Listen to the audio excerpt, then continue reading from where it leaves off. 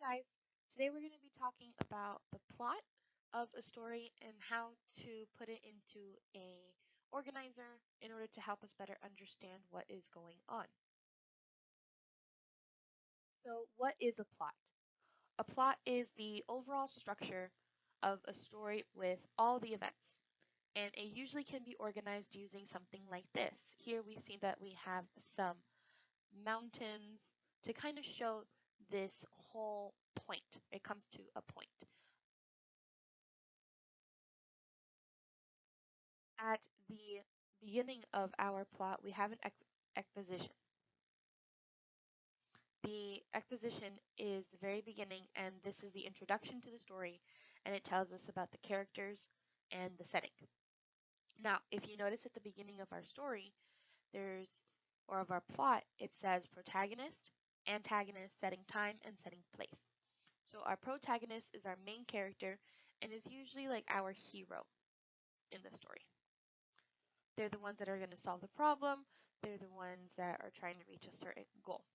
Our antagonist is the person going against the hero or our main character. So an easy way to remember this is as the villain, right? The If you're talking about a story like um, Diary of a Wimpy Kid, right? Your hero would be your main character, and your villain would be maybe like one of the bullies at school. In this plot diagram, there's only space for one setting in the time and in the place. So when you only have one spot to put it in, pick the setting that the story takes the most place in. Where do the characters spend the most amount of time?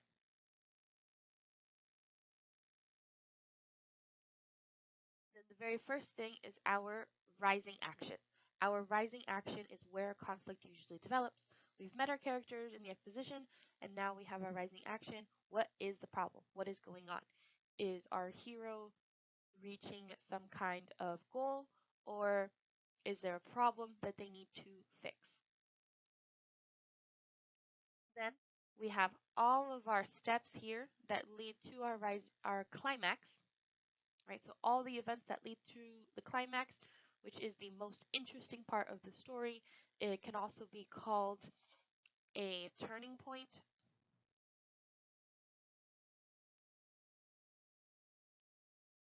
For some people use that.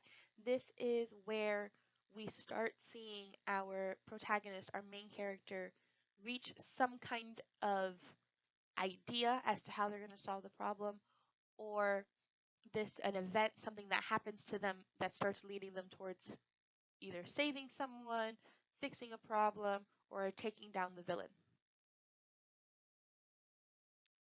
After our climax, we usually only have a couple of steps left, a couple of events left in our story, which is called our falling action, which then leads to our resolution. Our resolution is also known as our conclusion. This is where in the story, the problem is resolved, and we say goodbye to who is going on, to whatever is happening in the story. This could be that the problem was solved, that the villain was defeated, or that our protagonist reached their goal.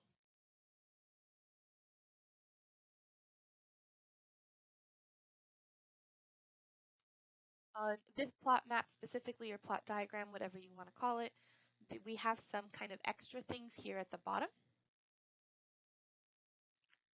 to help us to better understand our story. The very first thing is the author's purpose, and we remember that our authors love pie, which is they either write a story to persuade you, meaning they want you to choose a side.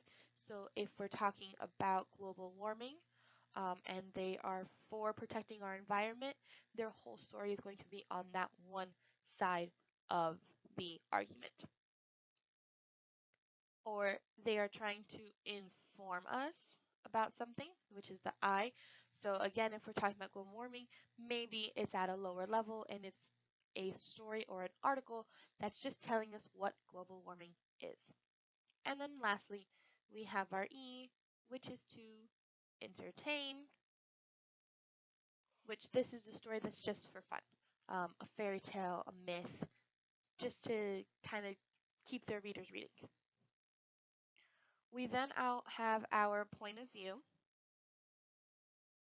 which there are two main points of views that we're going to be focusing on, which we've already talked about, which is our first person, which will be the characters telling the story from what happened to them. They'll use pronouns like I, me, we, and us in their dialogue when they're talking about what's going on, things like that. And the other one we will be seeing will be the third person, which we have a narrator come in.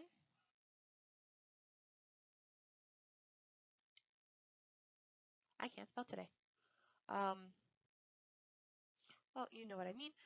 We have a narrator come in and they're telling us what is going on. They will usually not be a part of the story, so they'll use pronouns like they, them,